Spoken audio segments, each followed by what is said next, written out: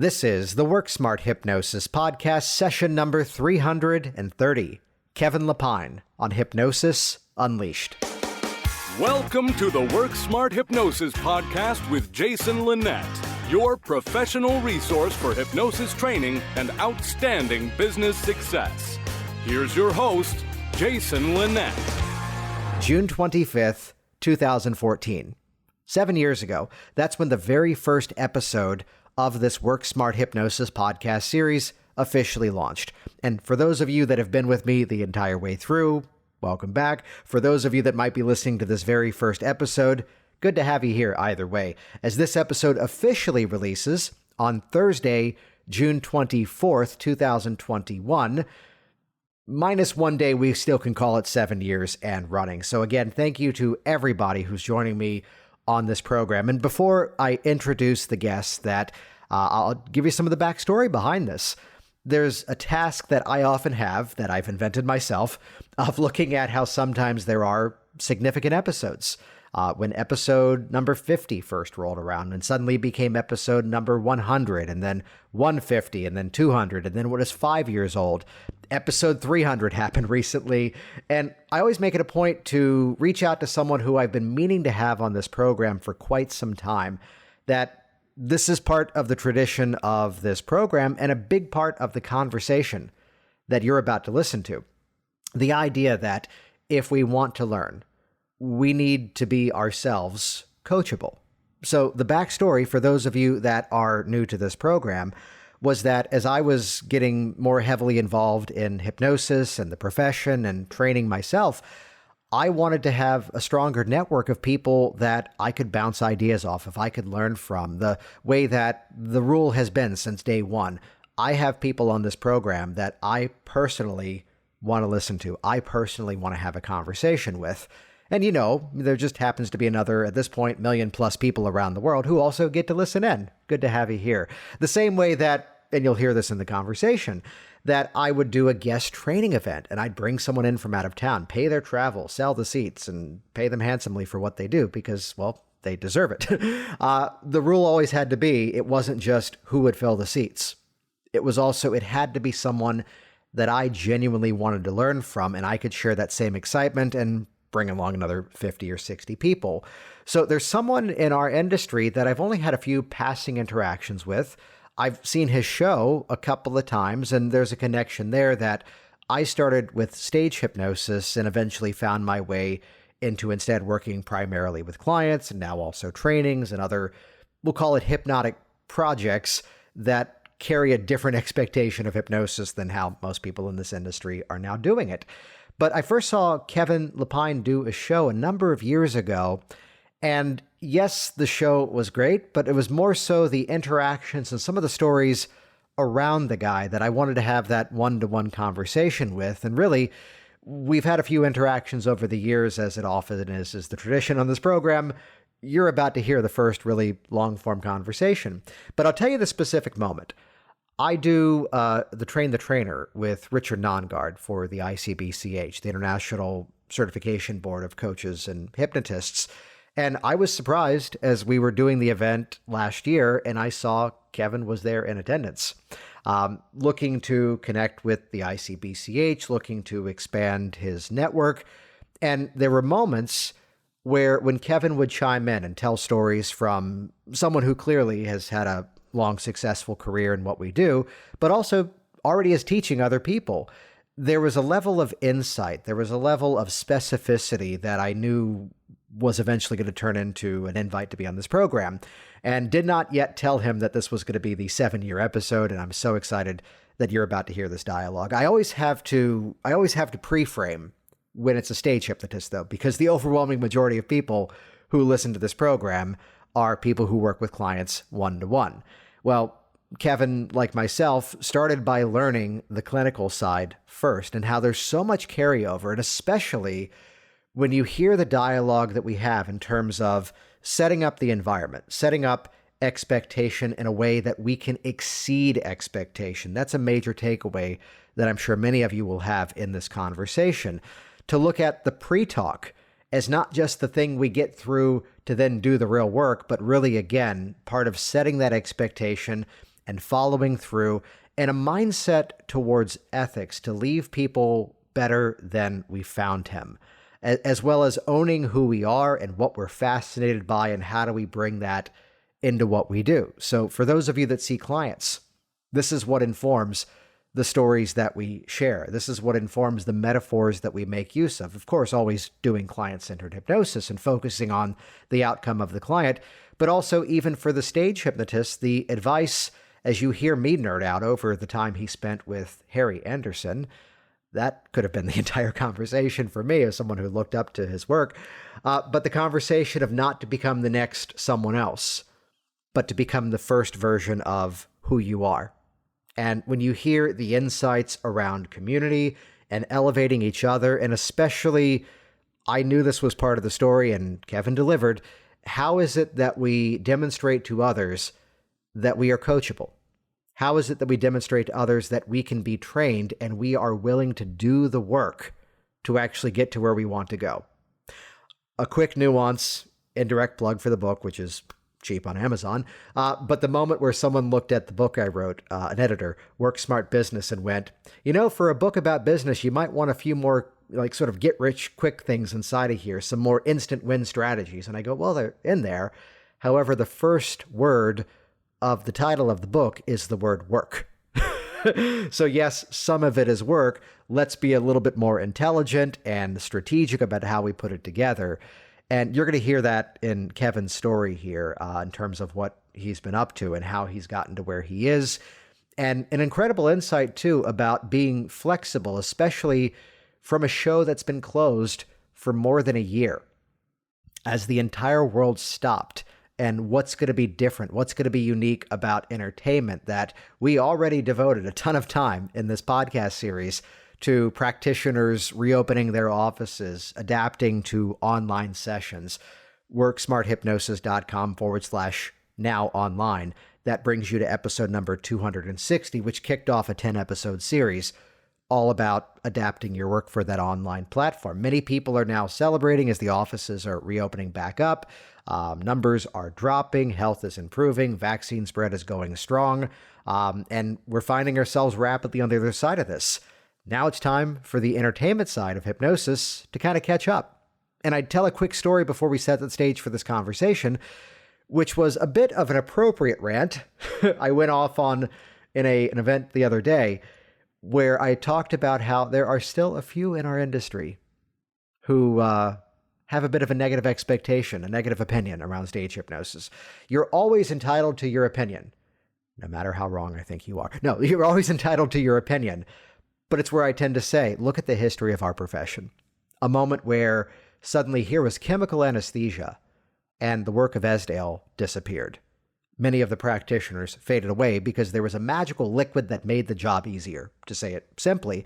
And it was the stage hypnotist, it was the entertainer who kept a lot of it alive.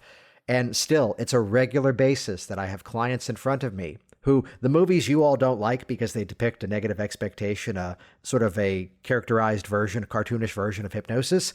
People see that stuff and they go, yeah, I know it's not that. Can you help me with fill in the blank? The clients I've seen over the years, and yes, they saw whether it was Mark Savard or Terry Stokes or even Kevin or even Anthony Cools, and they saw the entertainment side, and people are intelligent and they made the connection to go, I bet this can help me with fill in the blank. So understand the history of your profession. It's where I always tend to share the passion for stage hypnosis, even for many of you out there who this may not be your focus. You can head over to the show notes at WorkSmartHypnosis.com to find out more about the reopening of Kevin's program. You can just go to WorkSmartHypnosis.com/330. That's this week's episode. That'll redirect you over to the show notes where you can find out how to connect with Kevin. There's a story I'll throw in that I didn't tell him in the recording, which was that even as he already knew me in some way, even as he already knew who I was, and we had several mutual friends, going to see the show, he recognized that I brought a bunch of people with me to say, here's someone else in town you should go see. And after the show, bringing me backstage, and it wasn't the moment of, let me talk about myself. It was instead, hey, here's where all my books are. If there's anything you ever want to borrow when you're in town, I'm here. just come get it. Let me know what you've got and, bring it back. But a mindset towards giving, this is what enhances our profession, and excited to have him on here.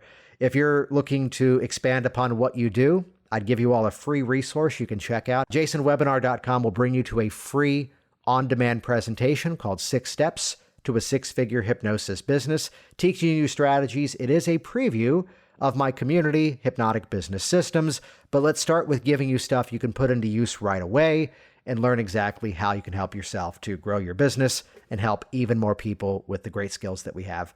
Kevin nails the numbers. If all of us were doing 40 hours a week, seeing that many clients, we still could not reach the entire world. We're not yet at a place of market saturation. As I say, the more we're all successful, the more we're all successful. And hey, that's what helps to unleash hypnosis to the community. See how I did that?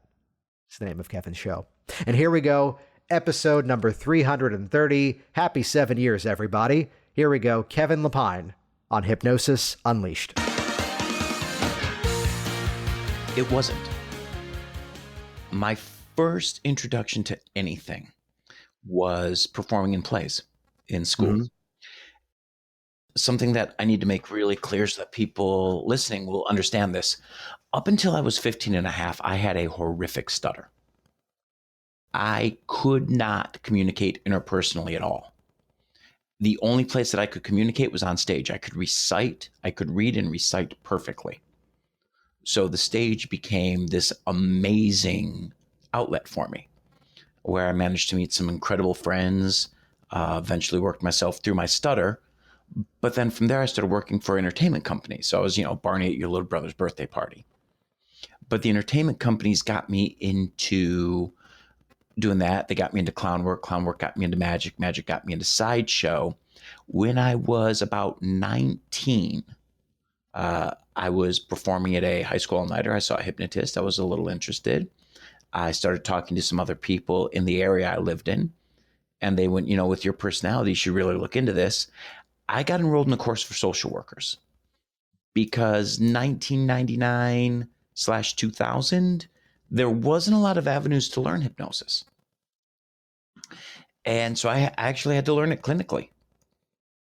And then I had this really interesting scenario where for a while I did not like hypnosis shows. Why so? Every hypnotist I'd ever seen, their show boiled down to, I'm a jerk and I want to make you look like an idiot. And then I had the opportunity to move to New Orleans when I was 25. I had a 6-month contract, 6 months turned into 5 years. And while I was there, I got to work with amazing performers, including Harry Anderson.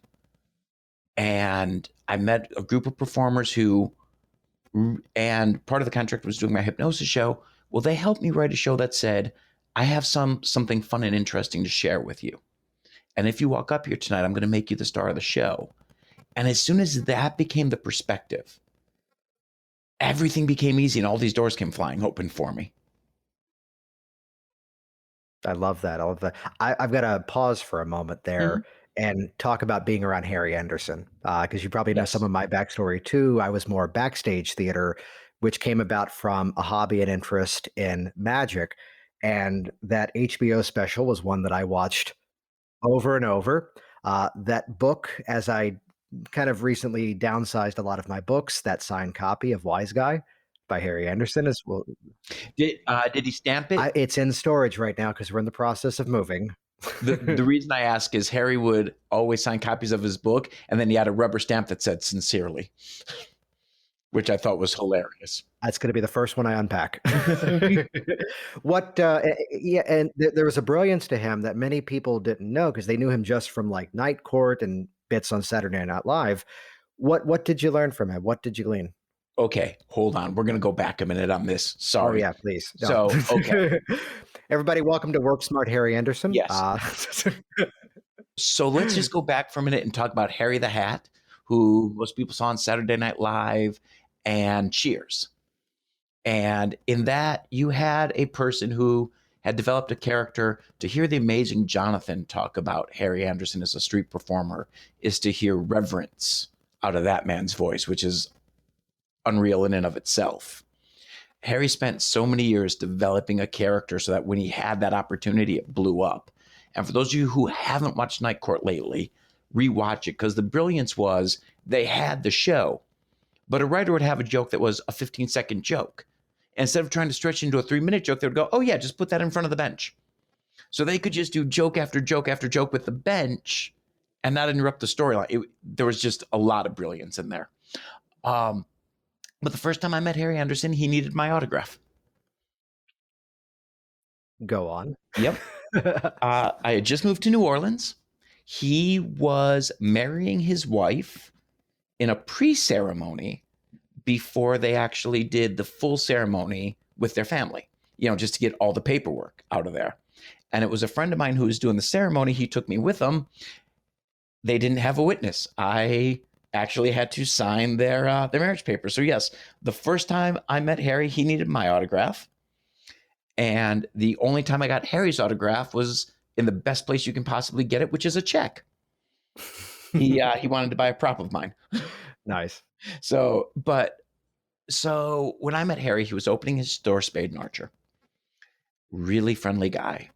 But he was kind of arm's distance because there were a lot of people who were flocking to him trying to get something. But then that mutual friend gave him my demo tape. And he saw that I was actually working comedy clubs and doing this stuff. And when he saw that I was serious, then he invited me over to the house for dinner, and he helped me write and helped me generate ideas. He helped me focus a lot of things. And I told him how big of an influence he was. And he said the one line that really affected my career. And I hope that when I say this here, I hope everybody listens to this one line, and I hope they can find as much value in it as I did. He said, don't be the next Harry Anderson. Be the first you. Nice. And there's such a large amount of wisdom to that. That is huge, that there's so many that are trying to replicate what's already there, copy what's already in motion. And I know this is a theme that you and I have discussed it moments before around, bringing in the original aspect of it. And like you had said, where I thought you were going earlier was something you said a moment ago, was that you're right. A lot of the hypnosis presentations I had seen too was that I can make you do something, and freeze, everybody laugh at them while they're doing the thing. And it's got to be instead bring people into it the same way that, let's draw a correlation to magic. That's what got me out of magic, was that I would see the illusion show that here came the music, here came the box, here came the thing, and next track, repeat. And it didn't matter that there was an audience there or not. Yeah. It didn't feel live. Yeah. And to see someone who can connect with the audience. And that's when I saw Tom DeLuca do a stage hypnosis show. And it was him playing off of the volunteers, but also playing off the audience. And in many ways, a celebration of let's share something here. Yep. And as soon as you find the aspect of yourself, The Rock also had one of my favorite lines in performing. He said the secret to being The Rock was he took the 2 or 3 things that people liked about him naturally and dialed the volume up to 11 and turned the volume down on everything else. Which is also Katy Perry's story as well. Mm-hmm. Yeah. You pick those 2 or 3 things that an audience wants to gravitate towards you for, and you accent that and you figure out who really is that for you and what does that mean? So you began, though, by studying social work and looking at that. So starting from a clinical respect, mine is a bit of a similar story. I thought I was buying a box of books on stage hypnosis, and they were all hypnotherapy, and I read them all, even though they were not what I wanted. That clearly worked out. So, but looking at that story of beginning with the helping side, the clinical side, how would you address that same conversation? Because I think not enough people who are practitioners working with clients for change kind of see that there's a thematic score, there's an overarching story that they can embed inside of their work. Dare even say character. So if you really look at a lot of successful people and you look at something that's common with their patients and with people who volunteer for their shows, one of the number one things, and I will say this, if you want to grow your career, I don't care if you're talking clinically or stage, ethics. If you have good ethics, everything else gets easier. It really does. And coming from a performing background, a lot of times we're seeing something from a stage perspective instead of an empathetic perspective. So the one thing I'm thankful for is the way that I learned, it really taught me to have those ethics and empathy. Yeah. So then let's just get specific there. What specific ethical points would you highlight then? Taking care of your volunteers. If we're talking, first off, we're talking on a stage platform. It's always taking care of your volunteers. And I've got a great way to think of how you should take care of your volunteers. My point of view has always been, if it was your mom, your wife, your daughter, your son, your father, or God forbid, if it was you in that chair, would you be pissed? And the funny thing is, so I'm going to use Anthony Cools as a great example of this. Anthony goes further than I do in a lot of ways with certain things. But that's also Anthony's natural personality. And he would gladly do it to his mother and himself. Well, also, and I think, I hear sometimes the person say, I don't care for that type of show. I think that's bad. And I go, did you look at the marketing? That was what was promised. That was what was delivered. And you and I were chatting before we hopped on here about, recent movies that we had seen. And there's movies out there too that we would just make the decision not to see because we're not the audience for that type of film. You gave me the tip to go to Disney World on the Super Bowl. Yeah. That's going to happen because I don't follow sports games. And one thing that I love that Anthony always did, and I bring him up because, and you know what, I'll explain that in a second. Anthony gives informed consent. He says 6 times before you walk up on his stage exactly what you're going to do. So you cannot be surprised by it.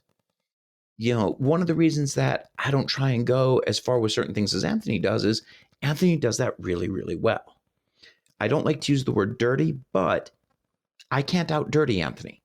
I mean, like legally, I don't think I could. Yeah, you're right. Yeah. But if I can't out dirty him, then what can I do that's me that I can elevate? Mark and Anthony and I have 3 very different shows. You would never confuse one of us for the other. And all 3 of us have supported each other and helped each other grow to be able to do that. So then by looking at that, would you say that comes from understanding the character? And I use the word character here lightly because it really is, you said, elevating that aspect of who you are. What can I bring of my story to this? Mm-hmm. I think you've been around, and he's been on this program too, Alon New. Yes. I heard him say years ago, and I think he said it when he was on this program, the character on stage, it's myself and I talk louder so the audience can hear me. But there's the genuine nature to the presentation of it. And I always bring this back to the conversation of how we represent with clients, because yes, we should be ourselves. In the words of Mark Twain, that if you tell the truth, you don't have to remember anything. But to be that version of yourself that you're bringing people into a world where this change is possible. And that's that foot in the door for so much of what then happens in the office. And, I saw 2 things that resonated with me. One is a line in a movie. It's a line from Fast Times at Ridgemont High. The secret to being cool is to make wherever you are the place to be. Nice. It's a great line. But one of my best friends, one of the people I consider to be my evil older brothers, is one of the most charismatic, loud human beings I've ever known. But he's never loud about himself. He is loud about this new person who just showed up at the party. He's loud about this friend over here who just accomplished this. He's loud about everyone around them and builds them up to the point where everybody just enjoys being around him. Yeah, which right there, I mean, that becomes part of that definition of, let's go back to the lineage here, that here you were at one point not liking the hypnosis shows that were out there because of the situation and put the volunteers in. Now getting some of the guidance to start to rewrite it. What were those next steps for you in terms of now putting that into motion and changing the way that you let it become, come on up, let's share this experience together? So one thing that I recommend to all performers is find a director. one thing that I would highly recommend is go to comedy open mic nights in your hometown. Learn, if you're going to bill yourself as comedy, and you don't have to. You do not have to bill yourself as comedy. There's a lot of ways to bill yourself if you're not funny. But even if you're not funny, go to open mic nights. One of the things that I will say about open mic nights is there'll be 10 performers. 6 of them are never going to do anything. 3 of them have notebooks filled with material. Those 3 you want to get to know. They can help you write. They can help direct you. And then the last person is a train wreck that all the other comics just love watching because, oh my God, they're a train wreck. And by the way, if you go to an open mic night and you do a set and you don't see a train wreck, you just learned something about yourself. But it's hanging out with them at the bar and the restaurant after and just writing material and coming up with ideas and picking the 1 or 2 people, not a committee. Nothing is funny by committee. But picking those 1 or 2 people who can really help direct you. You know, I toured colleges. I had a small comedy circus sideshow that we toured. And one of the guys in it was an amazing director. But he was a very abrupt director. If you were willing to learn, he could make you better. If you weren't willing to learn, he could annoy you really fast. Sometimes in the same day. But find someone. You can't really watch yourself live. You need to surround yourself with people who can. Well, I think that just even goes to the sentiment, just to expand that, of, you know, having that willingness to look at the work even with clients and get feedback. I did this at times just to say, I'm recording this session and it's going to be shared with someone who's a mentor of mine without your name. It's not going to go anywhere else. But this is how I get better at this. Is that okay? And they went, I love that. Thank you. There's always a feedback loop that's possible. And every other profession does that. Yeah. You know, we, as hypnotists, we tend to isolate ourselves. Psychiatrists, psychologists, doctors, surgeons, you know, just about every career has somebody kind of looking over your shoulder once in a while. We should be doing that as well. And sometimes it's a very hard ego knock. But you have to decide, is somebody trying to knock my ego or are they coming at me with love? Because I had one experience here in Vegas that could have been one of the most ego-knocking experiences of my life, but I knew it wasn't, and I knew it wasn't supposed to be. So when I first started performing in Vegas, the showroom that we were in had 2 showrooms. I was in showroom B. The amazing Jonathan was in the good showroom. And we became very good friends. But there was no way Jonathan was ever going to come back on a night off to see my show. But he knew I wanted his feedback. Well, one night as I'm selling DVDs, he walks over to my side of the room, grabs one of the DVDs out of the DVD burner, and leaves. And he calls me on his way home and he says, do you just want me to tell you you're good? Because, oh my God, you're the best. I love you. I said, no, I want the truth. And he went, all right. He called me 2 days later. He said, come to the house tomorrow. 4 pages, single-spaced, double-sided, time-coded. Literally going, at this moment here, you're saying a setup line. Then you're saying these 3 sentences, then your punchline. These 3 sentences are killing your joke. Get rid of those. At this point, you're turning to the left. Do not turn at that moment. Be straight. And I mean, 4 pages of time-coded notes can be a serious ego blow. Except this is a guy who's been on how many TV specials? Has been all over the world? Has been in every venue? It wasn't an ego knock because I knew, one, it was coming from a place of love, and it was coming from a place of knowledge.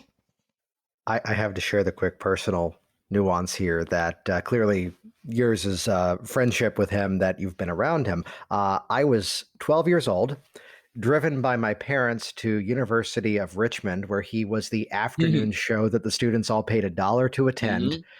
And we waited around till the show was over. This is right after, having seen him probably on Arsenio Hall at the time. And that's where Jonathan had the insight to look at the kid in the front row and go, you do magic. And he put a deck of cards in my hands and said, do something, and spent a half an hour with me, clearly as must have had flights, must have had other arrangements. So you see that, again, the more someone excels in this profession, any of them, it often becomes, it's like you said, the person who's willing to elevate the people around them and help people other than just themselves. And the other thing about Jonathan is, in a lot of ways, his character is a parody of a magician. You cannot be a parody if you do not love the subject. And he does. He really does. He is a fan of anybody who can do something, and he is so encouraging to everyone. So I always highlight in these conversations and bring it around to the topic, because it's not just the stage hypnotist who listens to this podcast. It's also the hypnotherapist. It's also people who were just curious about hypnosis. And I'm sure inside of the story, is there's so many people who want to either launch their business or level things up and scale to a different audience. I'm sure there's something to come from the story of how you went from, you mentioned traveling around and doing the shows, to now being in Vegas. So I can actually point out to a lot of different points in this. And I'm going to have to kind of jump around a little bit. So try and keep me coherent if I'm not, please. First of all, I've been very lucky in the respect that when I wanted to learn something, I was able to find somebody who could teach me. And this is invaluable.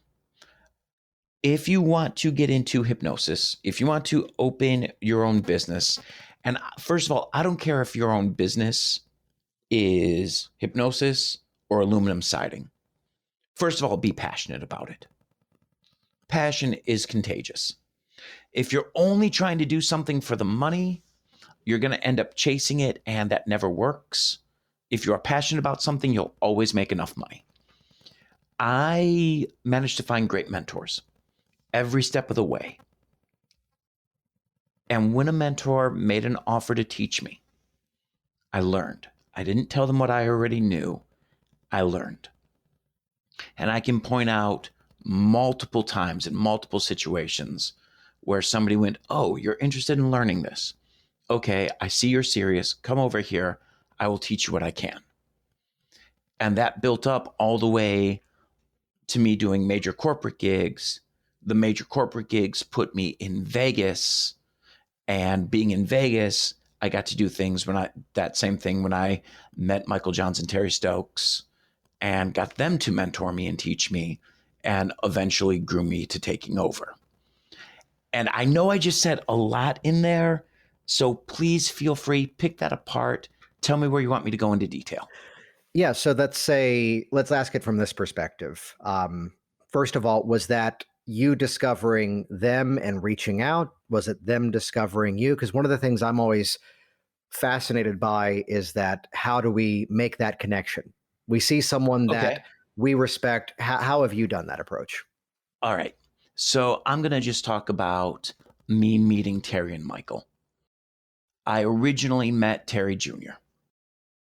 I met him as he was walking out of the place I was walking into, and he was wearing a Hypnosis Unleashed t-shirt, and I just said, "That's a great show. Have you seen it?" And he went, "Well, kind of." We ended up talking, told him what I did. I told him what I was doing on the corporate side as far as doing corporate shows, and he found that really interesting. And we, became lunch buddies. And then one night, Terry Sr. was doing a show. They needed some people. Junior asked me if I could bring some people. I did. And at the time, Terry, if he knew there was a hypnotist in the audience, would sometimes allow him to do 2 or 3 minutes in the show. And Terry allowed me to do that night. He actually liked what I did. And he asked me to come back the next night.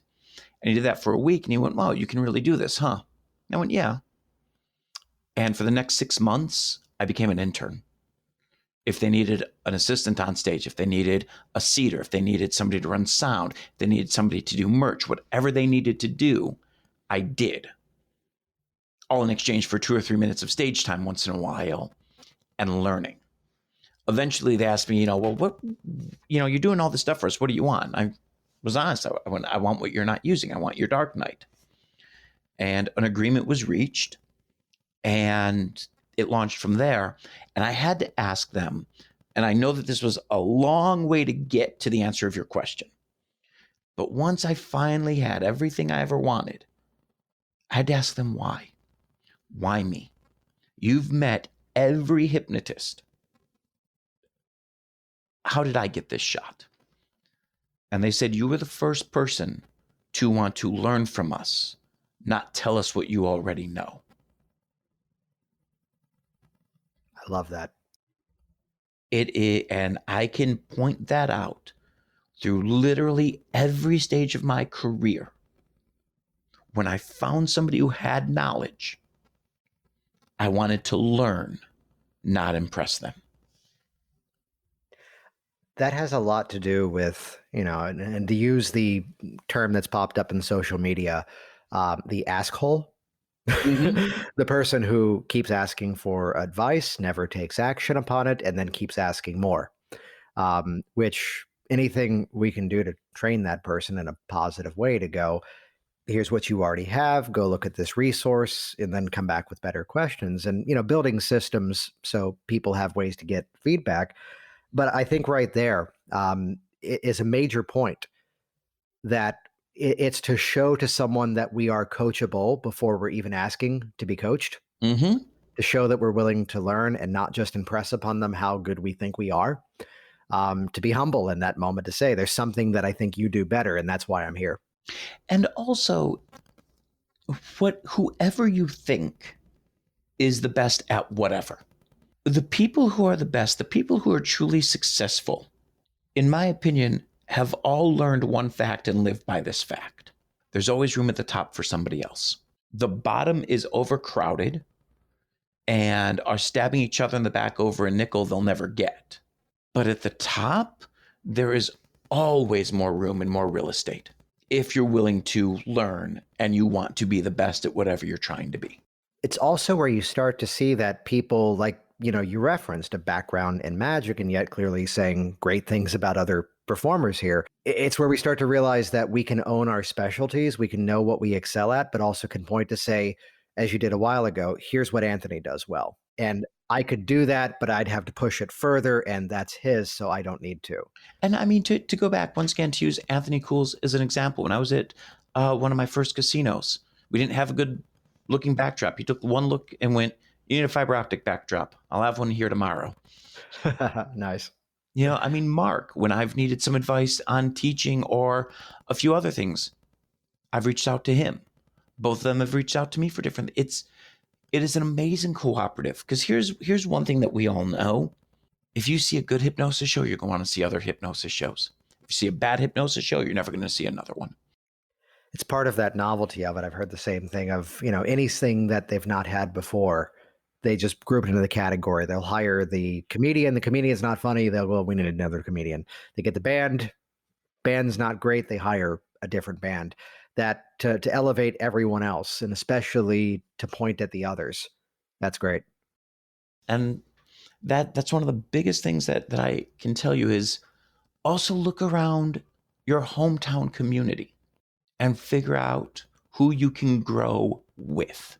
Because there are people in your community who want to grow as well. When I was growing up in Detroit, I worked with a number of performers, a really good handful, that we could be really honest with each other, really helpful with each other, and we helped each other to grow. Now, there's a story that I know of Kevin Lapine that I know by way of indirect. I think it's good. And you may tell me, oh, that wasn't me, and at which point, okay, for the record, yes. If anybody ever says, hey, I saw a hypnotist, I think it was you. Did you like it? Yeah, it was me. Feel free to do that your entire career. If they say, well, it was okay. Oh, yeah, that was totally someone else. See, I was way too transparent, even as the practitioner as I am now. As someone goes, oh, you helped me quit smoking like in 2003. And I go, that was not me. But I know everybody. I've put out 7 years of this radio show, basically, and I know the entire industry. So describe it. I could freak people out when they'd reference the college they went to. And I went, oh, that was this person. It's like, how do you know that? It's like, well, we're a small community. Before you go into the story of me, I want to mention something that you just said. You talked about the hypnosis industry. Let's be really honest about something for a second. Would you say that there are more than 5,000 professional, by professional, I mean making a full-time living at it, professional hypnotists in the US? I would say closer to 5,000 to 8,000 worldwide. Okay.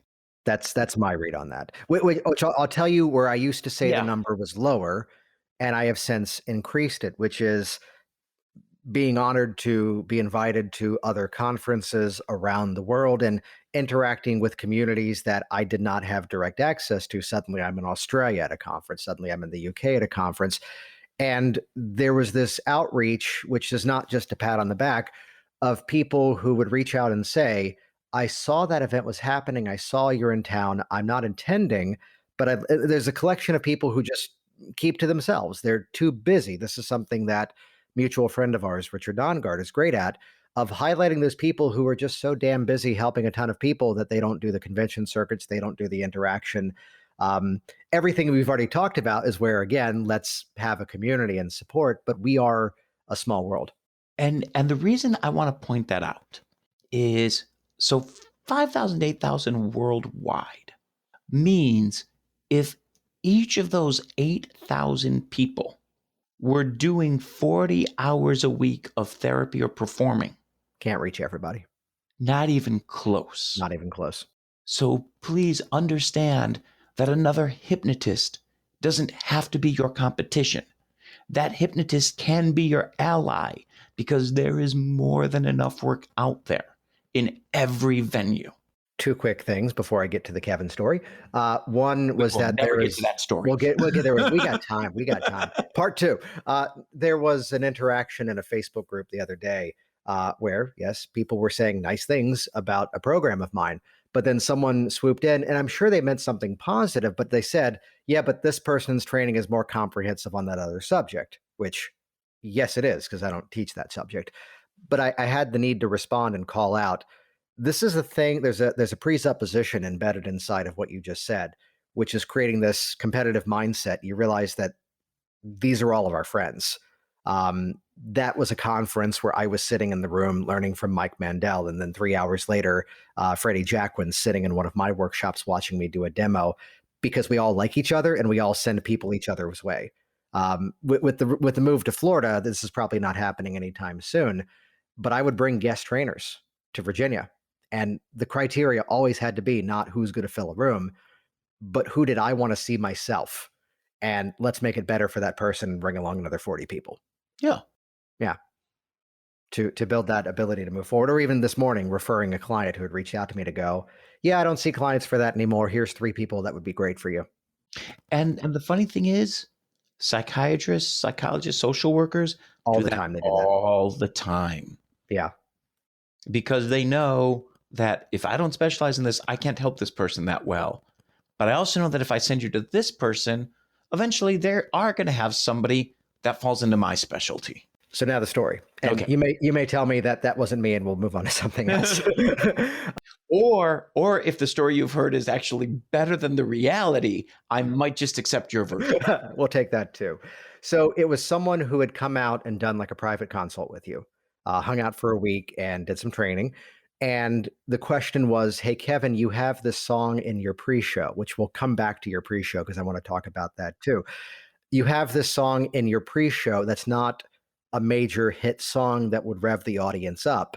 And I think the story was your response was that I've worked hard to get here, and that's a song that I want to hear too. Yes. And I have since changed all of that. Yeah. The reason that I've changed all of that is I have gone to all copyright-free music now. Yeah. And the reason for this is, so my BMI and ASCAP fees were all paid. Well, let's come to the reason why you've changed it in a moment. Okay.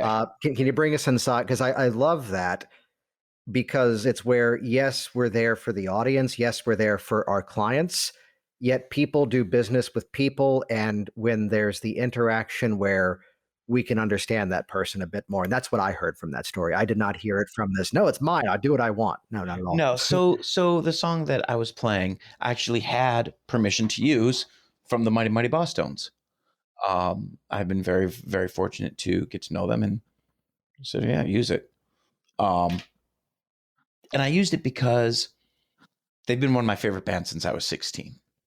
And when that song hits, there's a little part of me that's still 16 years old at my second concert. And I like that energy. Yeah. But the reason I've changed a lot of that is I have a fear in the entertainment world. And my fear in the entertainment world, especially when hypnotists, when we're recording shows and selling those.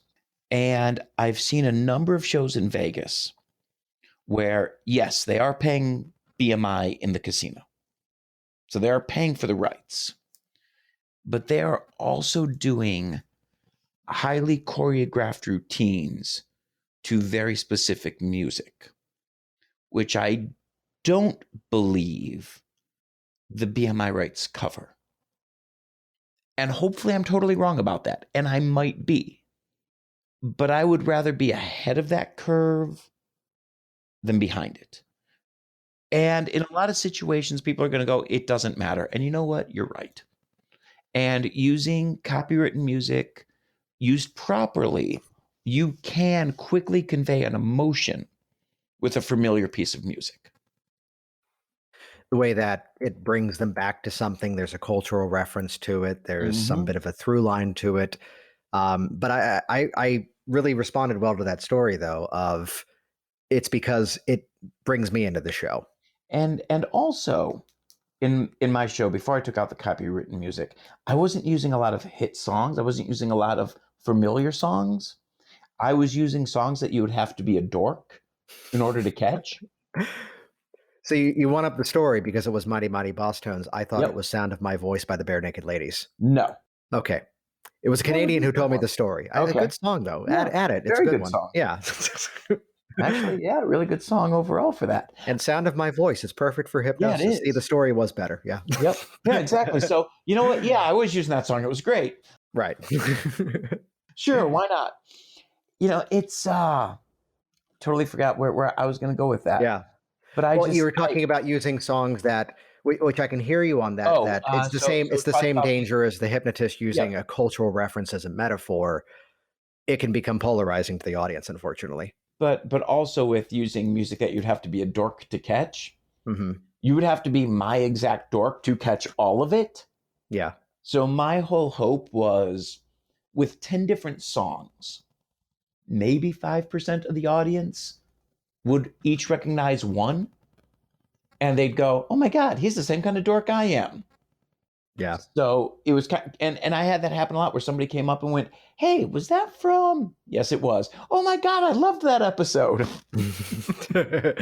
All right. Okay. Now try me on this. How specifically dorky are we talking here? Oh, I would use music from WWE. I'd use music from Doctor Who. I would use, like obscure indie bands from the 90s. My alarm clock for the last 10 years has been The Breakfast Machine from Pee-wee's Big Adventure. Nice. Yeah. Mm-hmm. Yeah. We'll just leave that there. Everyone go Google it. Danny Elfman's new album is also phenomenal. Danny Elfman stuff is always awesome. Yeah. If you want to talk about music that creates an emotion or a setting, hell yeah, look at his stuff. Yeah. There's a reason he became the soundtrack king in a lot of ways. But while we're talking about soundtrack, and the same way that the pre-talk, the same way that the website of the hypnotist, the same way that the stories we tell start to build an expectation, can you talk about the choice of using other people's comedy, other videos in advance of your show? For those that don't yet know it, can you describe it first? So I always used, as one of my opening videos, and once again, I would only do this in the casinos, and the BMI was paid for it, is I would use the clip of George Carlin doing the 7 dirty words. And the main reason I would always put that first was George Carlin is going to say worse in 45 seconds than I will say in the entire show. But my box office was trained. If the show started at 8:30, if somebody left before 8:40, give them a refund. Somebody lied to them about what my show is. And I wanted to put that out there very, very clearly in the beginning because I want to establish certain expectations. And I'm going to challenge a term, and I know, and I won't challenge this in the clinical end, but I have a particular loathing for the word pre-talk in stage shows. And the reason I have that loathing is I've watched too many people say, well, I know it's boring, but it's my pre-talk. Okay, Yeah. no. It's Carson never did a pre-talk before his show. He did an opening monologue.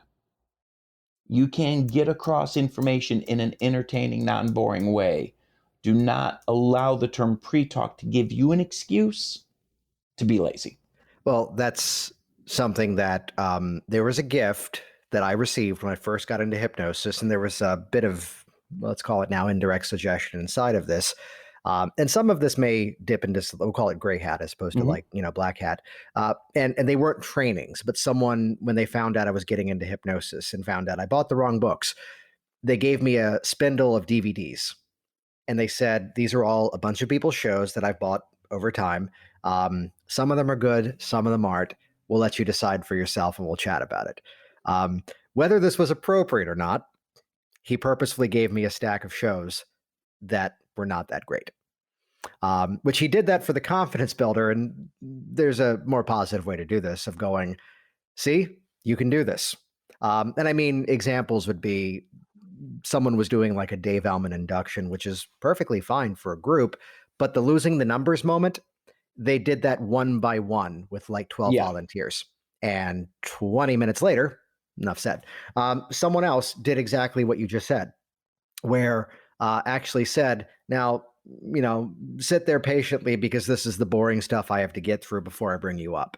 And even for the induction, this is the boring part. And I'm like, before I even knew what I was doing, going, isn't suggestion a part of this?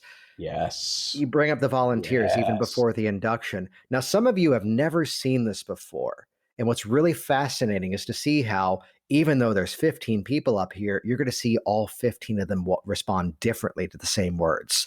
So watch carefully. And all of a sudden, it's different dressing. Suddenly now there's a reason to keep watching.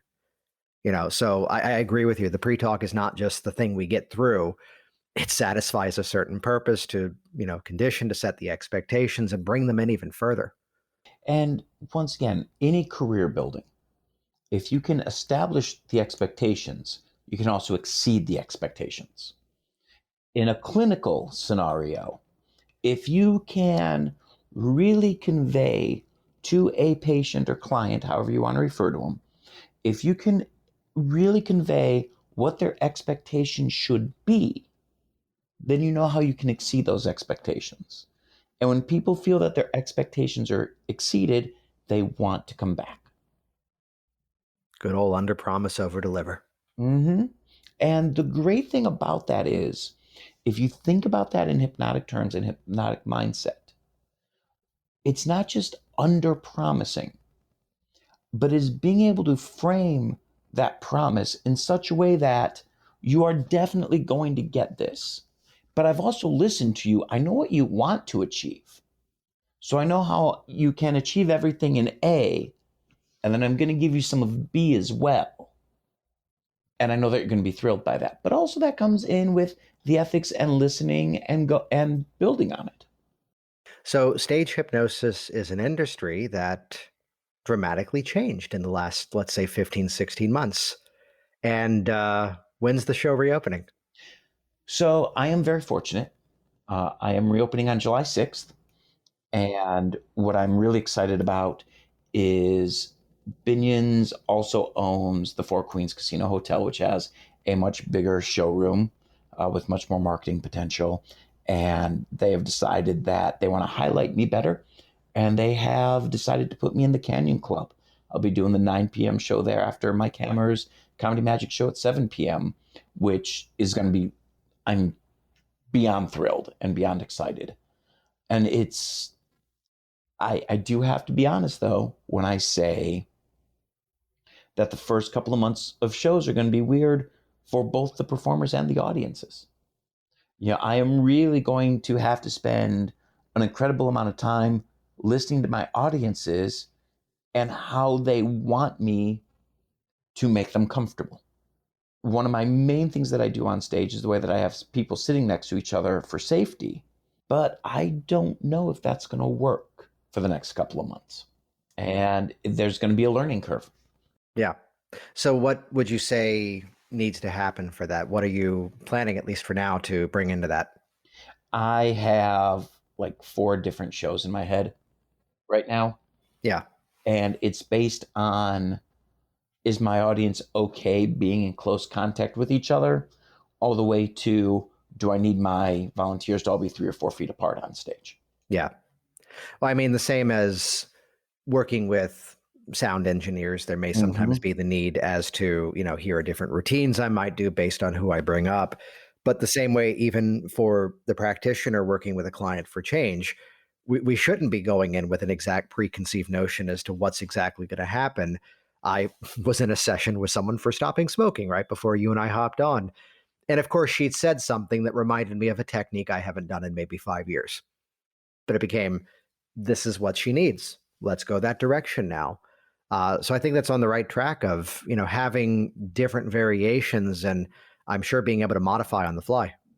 And one of the things that you've been doing in this interview that's really good, and I don't know if a lot of hypnotists are catching this, is you are repeating back some of what I say when I say it. And this is important. This is really important, especially clinically and even on stage, because people will ask you questions. When you are talking to somebody before you are doing a session with them, if you repeat back of part of what they've said to them, if you can reflect that part of the conversation, they know that they've been heard and they're going to feel more comfortable.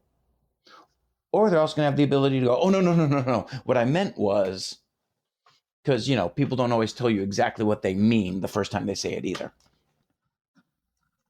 So it's a very, very important skill. And especially with where we've been the last few months, people, we really need to hear them.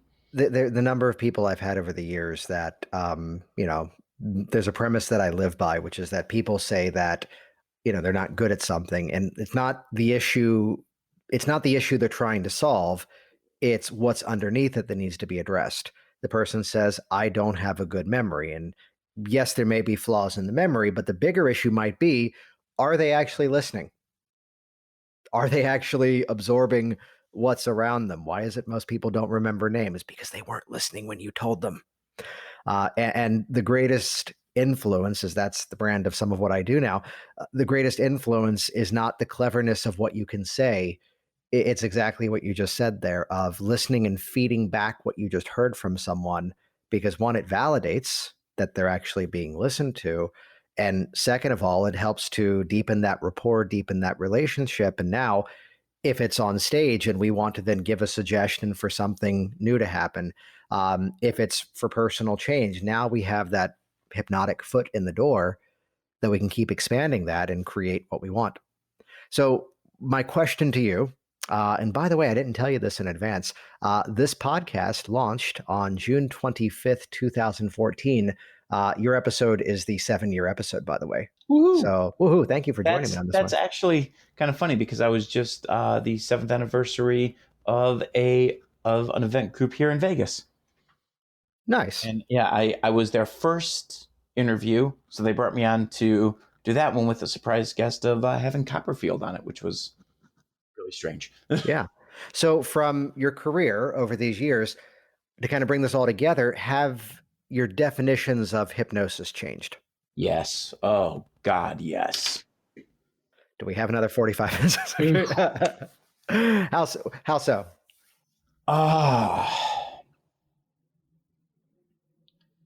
The great thing about that question is, if you have me on 1 year from now, it will still be a different answer.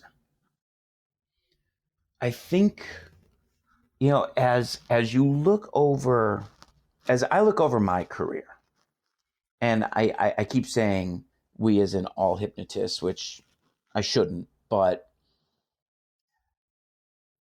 I look in the beginning when I had to force things to happen. I look as that forcing evolved into understanding clearer suggestion. I look at how that evolved into empathy. I look at how that evolved into cooperation. I look at how my persona evolved. There should be a constant evolution in everybody's view of hypnosis. as long as with each evolution, you're seeing positive growth. And that's true clinically and in stage. The Walt Whitman line, read these leaves every year of your life and dismiss whatever insults your soul and learn from the rest.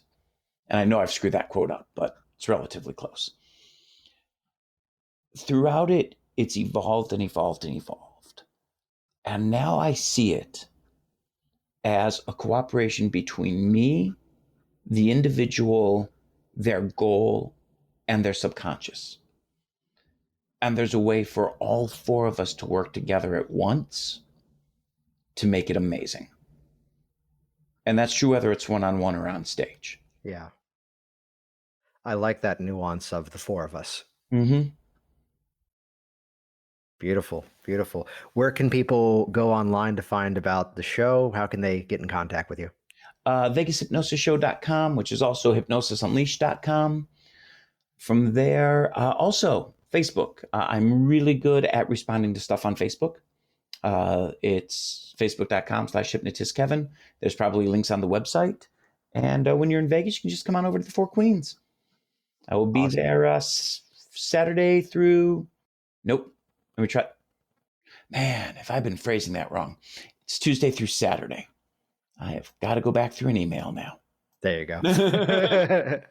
That's why we point to the website, links and everything at worksmarthypnosis.com. Kevin, this has been great to have you on here and hear more of what's behind it, hear some of the stories beneath it.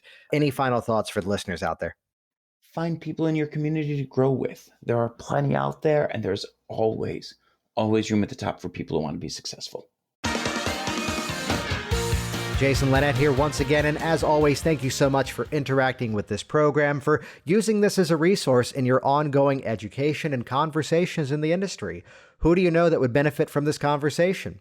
Share it. Who do you know that might still be struggling to take their practice online? That's worksmarthypnosis.com/now online. Who do you know that's going to be traveling to Vegas and is ready for some live entertainment once again? Check the show notes at worksmarthypnosis.com/330 to find all the links that Kevin referenced and find out how to get in contact with him. And if you're looking to grow what you do, jasonwebinar.com. That will just redirect you over to that free on-demand presentation, 6 steps to a 6-figure hypnosis business. As we like to say, lovingly and with care, guessing sucks. Use what actually works, and we help you to get there faster and easier. Thanks for joining me. See you all soon. Hope to see you in Vegas at HypnoThoughts Live this year. htlive.net. Talk soon. Thanks for listening to the Work Smart Hypnosis podcast at worksmarthypnosis.com.